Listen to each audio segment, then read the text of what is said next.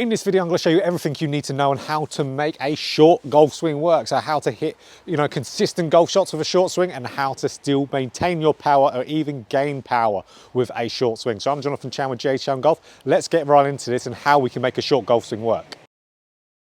So before we get into the video, guys, it is exactly as cold as it looks. So I am quite cold here, but how we're going to really work on this short swing is we need three things to be able to make our short swing work for consistency and power. Yes, you can even hit a short swing further than you normally do. So what's our first thing we need in here? And if you've watched my previous short swing video on how to make a short backswing work, this is what we really talk about.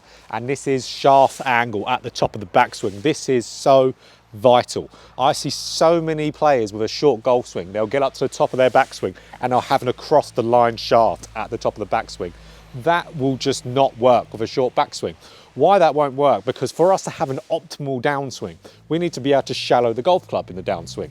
Now, why we want to shallow the golf club? Because it enables rotation, it enables us to control our path, so then we can hit consistent, nice, powerful, good rotational shots through the golf ball. If we have an across the line shaft with a short golf swing, we know in a short golf swing, we've got less time that we're swinging the club in the downswing.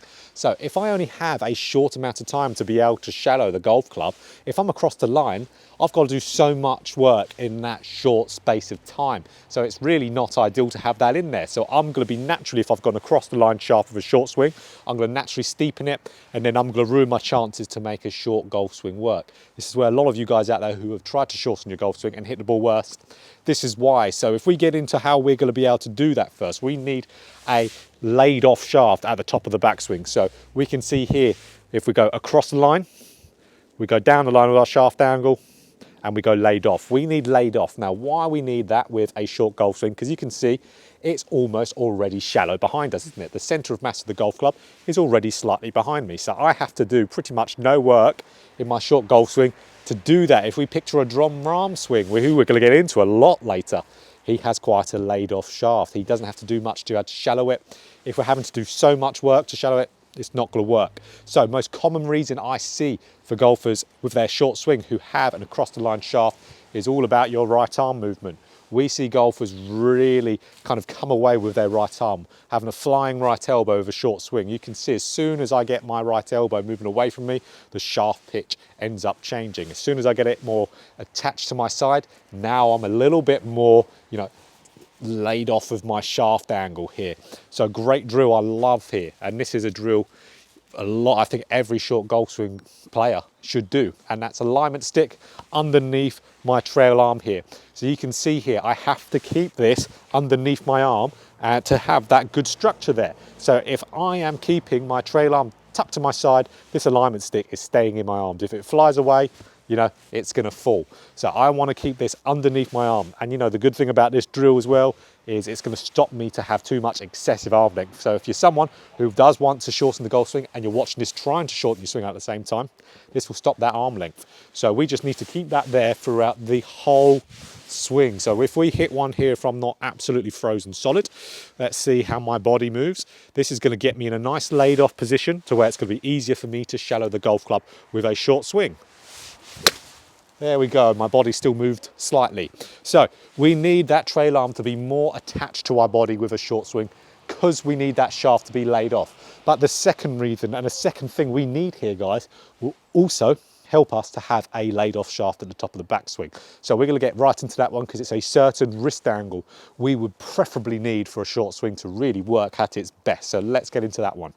Now, the second thing that I really prefer to see in short golf swings because of the benefits it has is a flexed left wrist. So this will be kind of, again, like a John Rahm. Imagine John Rahm with his weak left hand grip, and he has a bowed left wrist to square up his club face.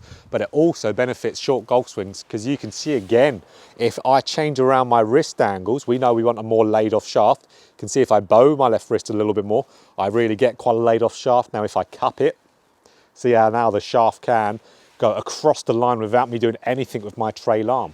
Now, having that really quite bowed lead wrist there, one, it will help me with any club face issues I've got. If I struggle with an open club face, it will help lay off the shaft, and as well, it will help shallow the golf club. So all the things we need in a short golf swing it's going to do for us. We will know we're going to be having an uphill battle to shallow the shaft.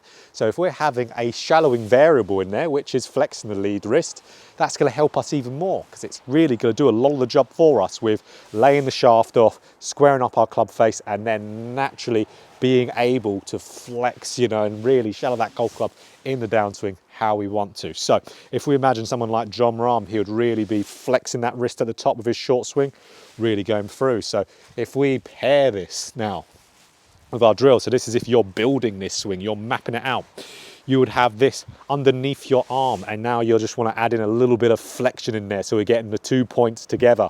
So if you're wearing a glove, which I'm not, you would have the logo side of your glove starting to try to point behind you. You're feeling like that's happening, or you could even be feeling like your knuckles are curling to where they're pointing at someone behind you. Give that a go, and that will give you that laid off shaft that we need, and that will keep the club shallowing in the downswing, squaring the club face. Then we can rotate and turn through. You can really feel your body wanting to turn from there.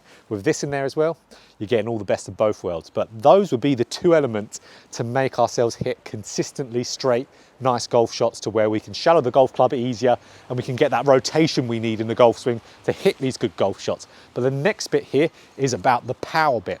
Now, don't get me wrong, these two that we first talked about will help your power, because they'll help you rotate. The more you're going to be rotating, the more torque you're going to put in the ground, the more rotational speed. This next bit is all about using that ground. And again, we're going to use Jon Rahm as a guide for this. So let's get right into this next bit. So with this next part here, this is all about how to get the power out of your short golf swing, which is a lot of you guys' experience out there, where you will shorten your golf swing, you'll hit the ball more consistent, but you will be losing your power, because if you're not doing this one thing, of course that's going to be happening. You're shortening your length of your golf swing. You're really going to be then shortening your club head speed. It's going to be lower. Of course it is. But if again we take notice of Jon Rahm. Now what Jon Rahm does is all about his lower body and his footwork. So you're going to have to take notice of my half snow covered shoes and my very kind of muddy practice mat here from, you know, the mud underneath the snow. You're going to have a look at this. Is when you will see Jon Rahm getting up to the top of his swing, just as he's getting up to the top of his short backswing, we'll see him just before he completes that swing, he will really be getting his left foot and slamming it down into the ground, because we notice with him, he'll have a very slight heel lift as he comes up into the top of his backswing. Just as he completes, or just before he completes that top of the backswing, he slams that heel down. Now that creates extra bit of ground force, that's spiking that force through the ground, because what they'll do, they'll really get your power and your energy moving into that ground, because we know in a golf swing, it's almost like a mini vertical jump. If we go down into the ground and we come back up again, the extension portion of a golf swing, that spikes more energy. That's vertical forces is what that's called. So we're using rotational and vertical forces. This is how Jon Rahm maximizes his vertical forces for that type of golf swing.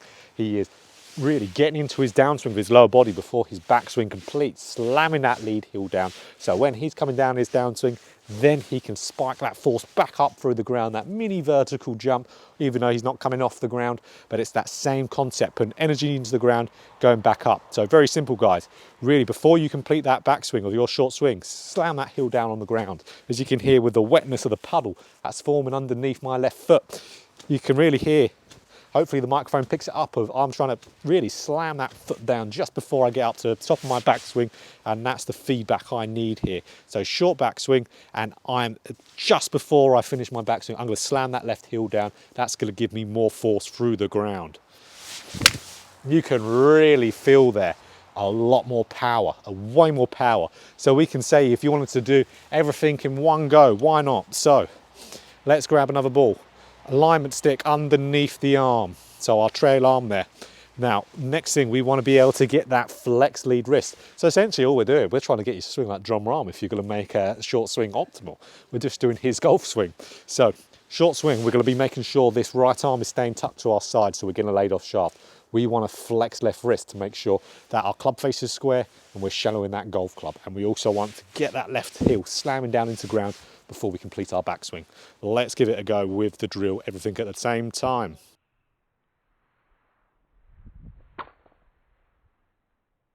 So guys, as we could see, 3 keys there. We need to be able to, one, have our trail arm more tucked to our side. That's going to really help us with our you know, laid off shaft at the top. It needs to happen.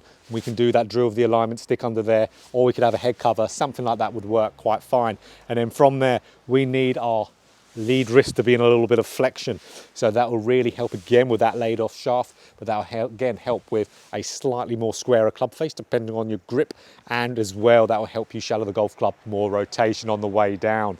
And two, we need, or three, we need to get that left heel slamming onto the ground, slamming down in there before we even complete our backswing, just like a Jon Rahm. So essentially, like I said, just watch Jon Rahm's golf swing. That's pretty much what we've described to you today, because he is probably one of the best players in the world with a short golf swing, other than your Tony Finau, who really can make it work really nicely and still hit the ball a long way. So guys, if you found this video helpful, next thing you've got to do is click that like button, and as well, if you want more golf instruction and videos just like this, hit that subscribe button, hit the bell button too to be notified every time I put out a video.